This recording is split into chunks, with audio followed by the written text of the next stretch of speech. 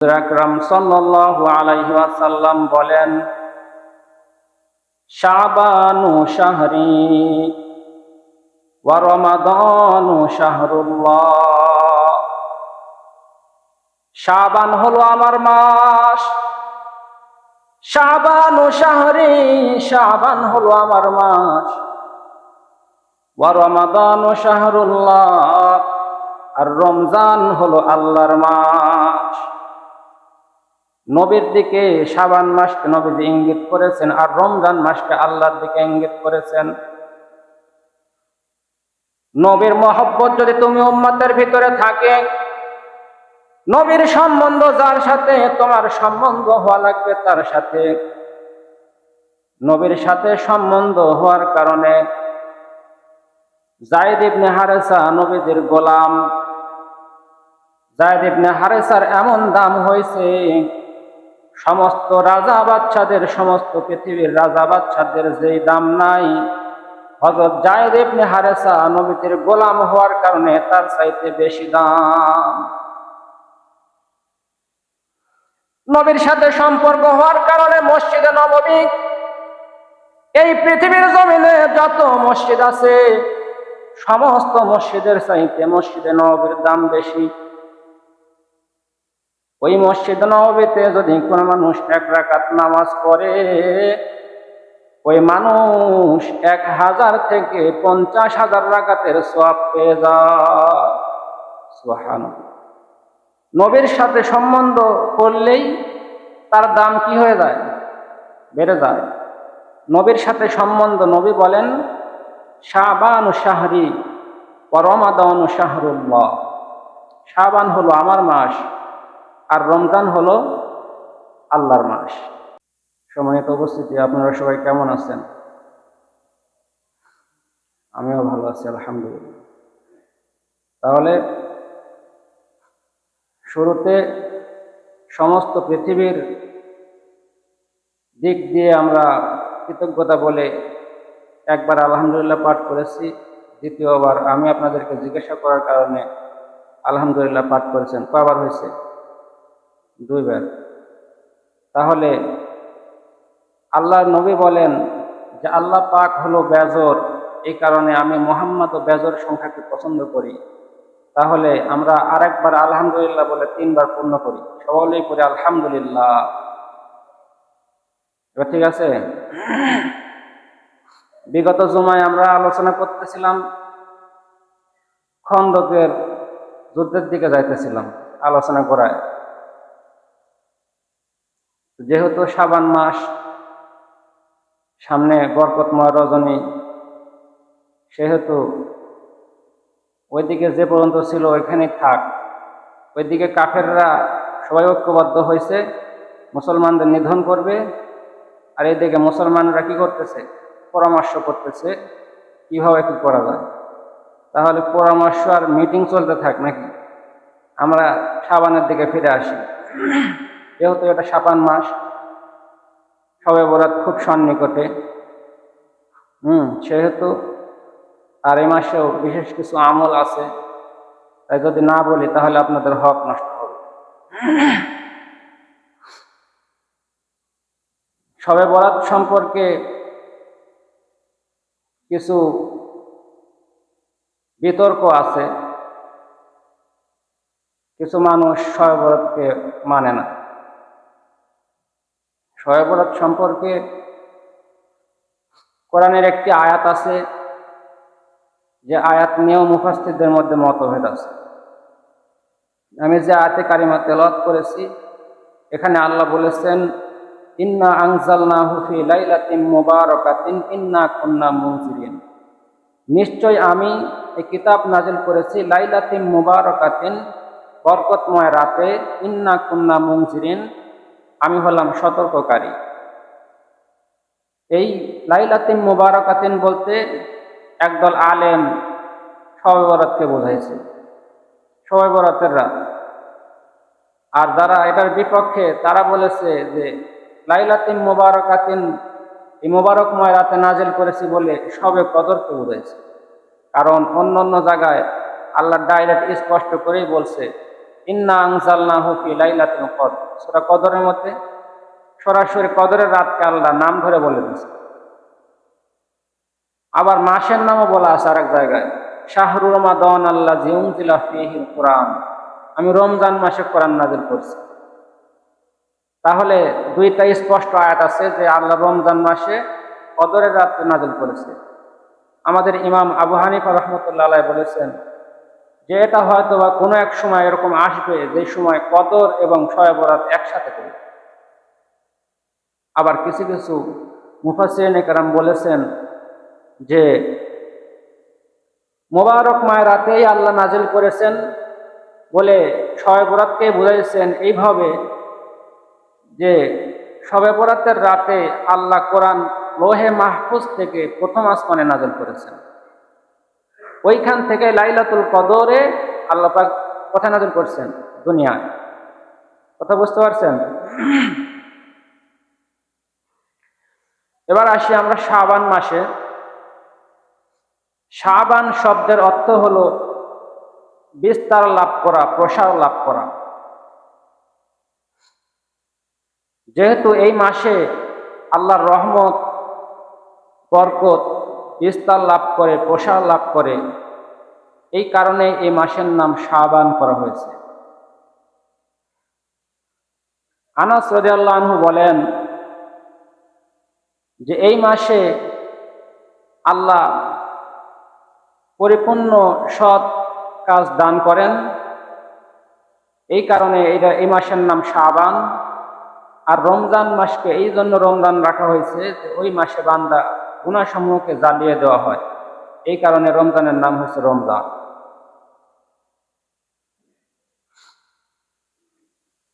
আব্দুল কাদের জিলানী রহমতুল্লাহি আলাইহি শাবান মাসের একটা তাৎপর্য বিশ্লেষণ করেছেন। শিন শাবান মাস লিখতে 5টি শব্দ উচ্চারণ করতে হয়, 5টি হরফ। শাবান, শিন, আইন, বা, আলিফ, নুন, 5টা হরফ মিলে কি হয়েছে? শাবান। এই শিনতে শারফুন, শারফুন মানে সম্মান। আর আইন তো হলো উলুউন, উলুউন মানে হলো সমৃদ্ধি। বাতে হলো বিররুন, বিররুন মানে হলো নেকি। আলিফ তো হলো আলফাত, আলফাত মানে ভালোবাসা। আর নুনতে হলো নূর, নূর মানে আলো। কোনো ব্যক্তি যদি শাবান মাসে ইবাদত বন্দেগী বেশি পরিমাণে করতে পারে তাহলে সেই ব্যক্তি সম্মান, সমৃদ্ধি, নেকি, আল্লাহর ভালোবাসা এবং ঈমানের আলো অর্জন করতে পারবে। বলেন সুবহানাল্লাহ।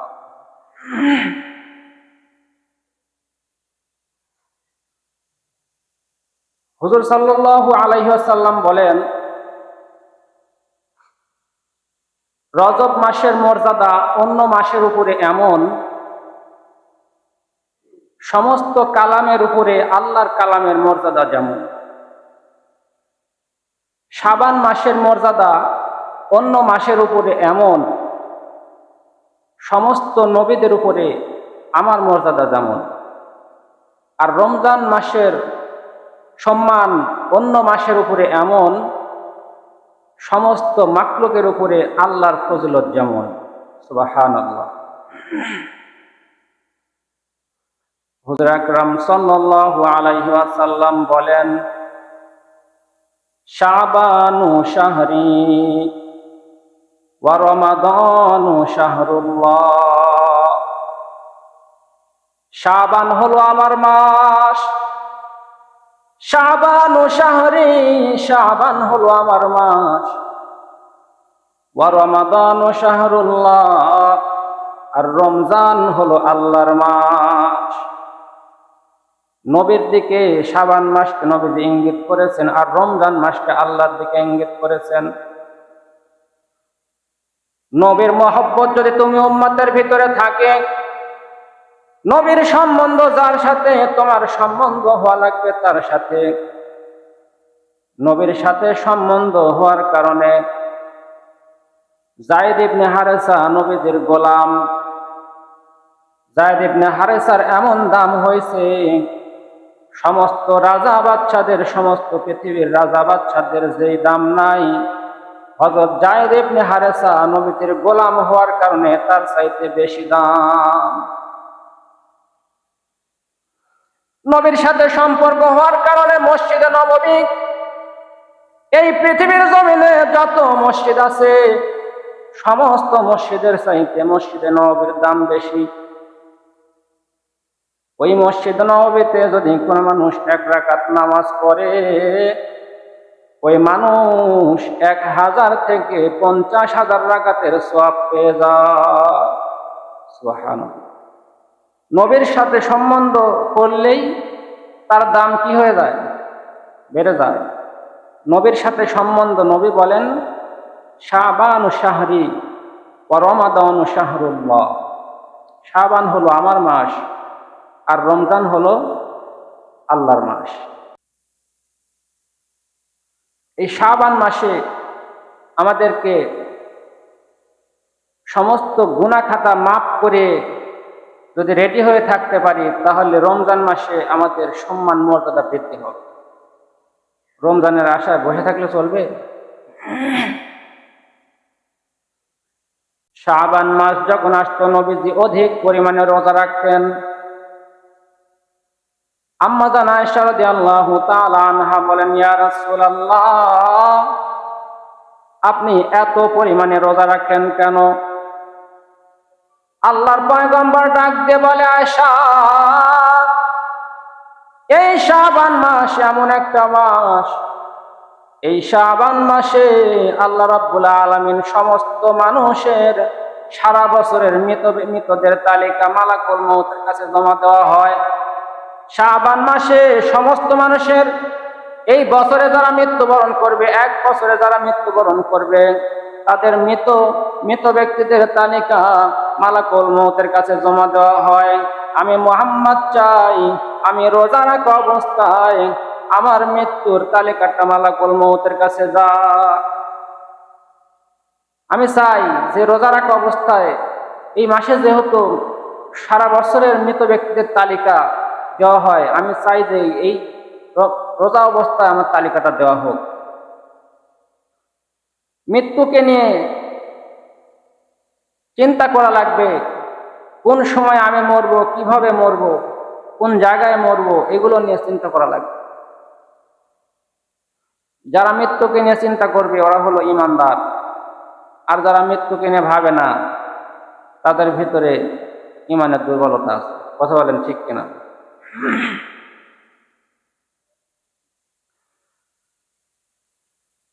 মক্কার একজন খলিফা ছিলেন, খলিফা সুলাইমান।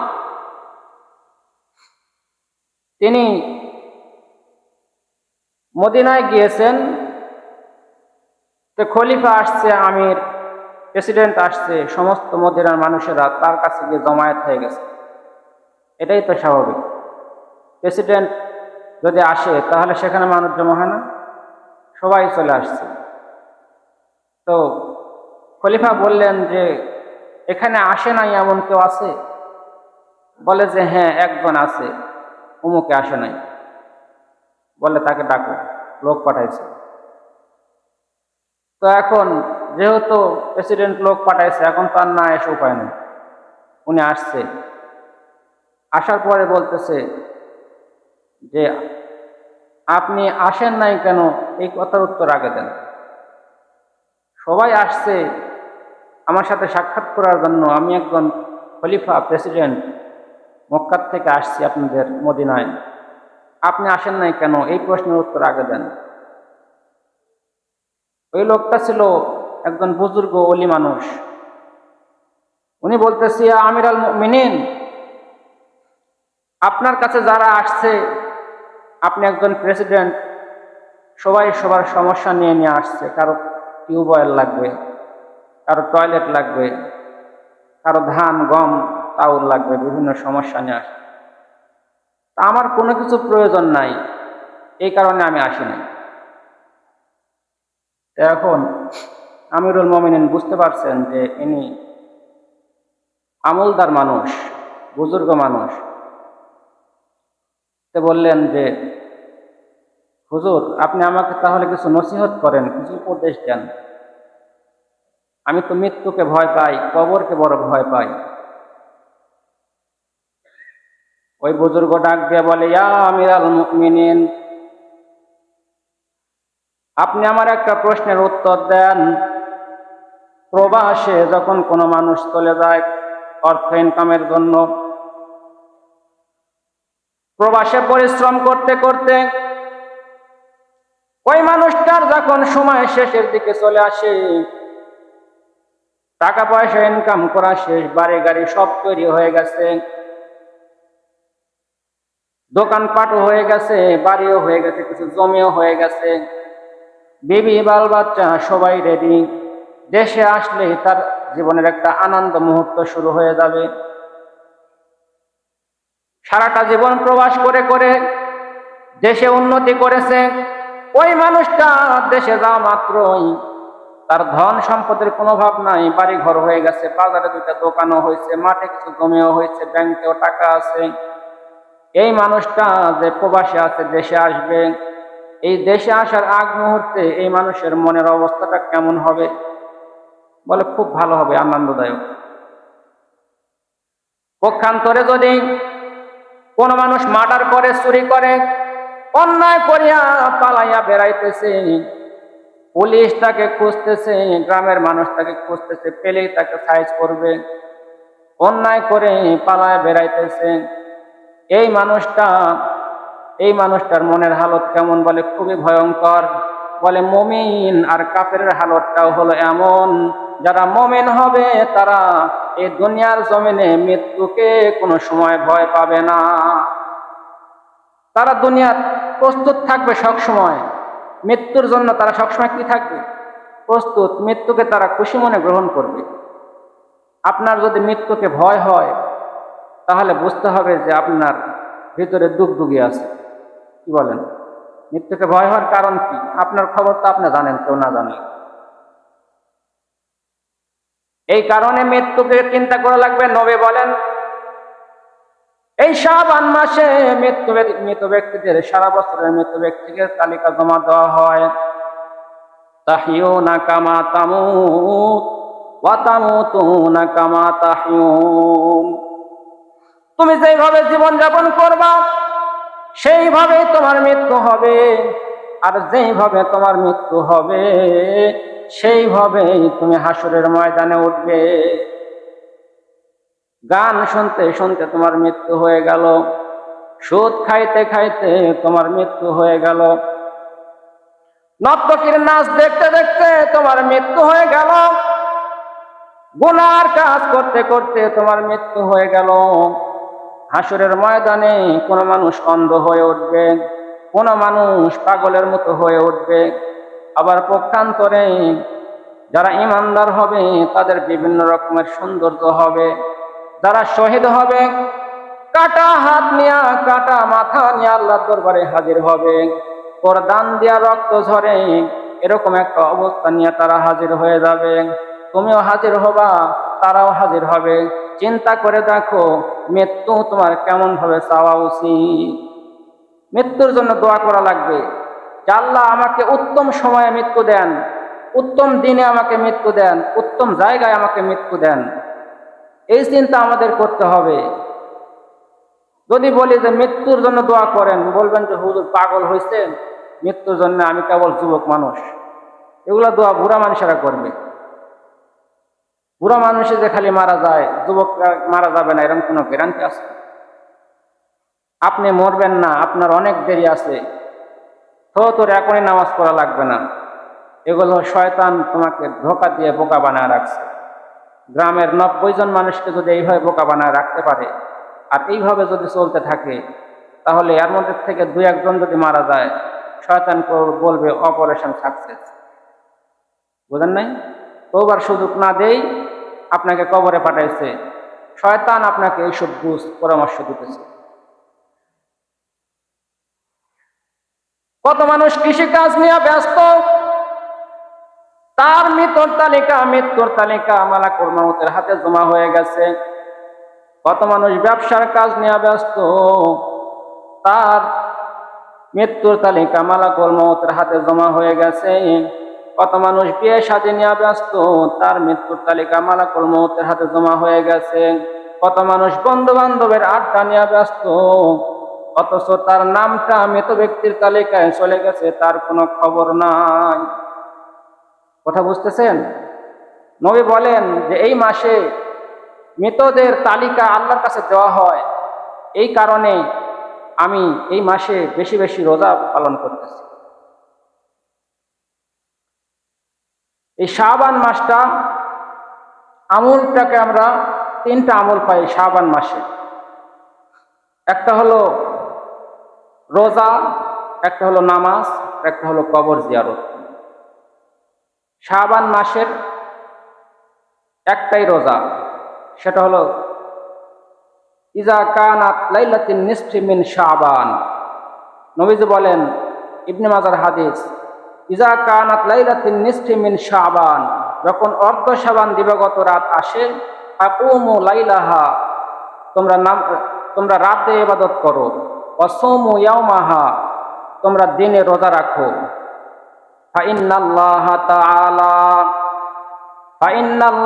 তাআলা ফিহা বিগুরুবিশ শামসি ইলাদ দুনিয়া, কেননা আল্লাহ রাব্বুল আলামিন সূর্য ডুবে যাওয়ার সাথে সাথে এই দুনিয়ার আসমানে এসে হাজির হয়ে যায়।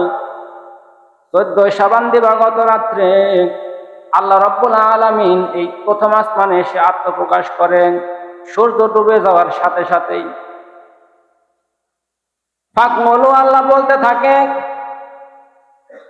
আলামিন মুস্তাগফিরিন, আলামিন মুস্তাগফিরিন, কে আছো ক্ষমা প্রার্থনাকারী। ফাস্তাগফির লাহু, আমি আল্লাহ তাকে ক্ষমা করে দিব। আলামিন মুস্তারজিকিন, কে আছো রিজিক প্রার্থনাকারী। ফারযুকাহু, আমি তাকে রিজিক দান করব।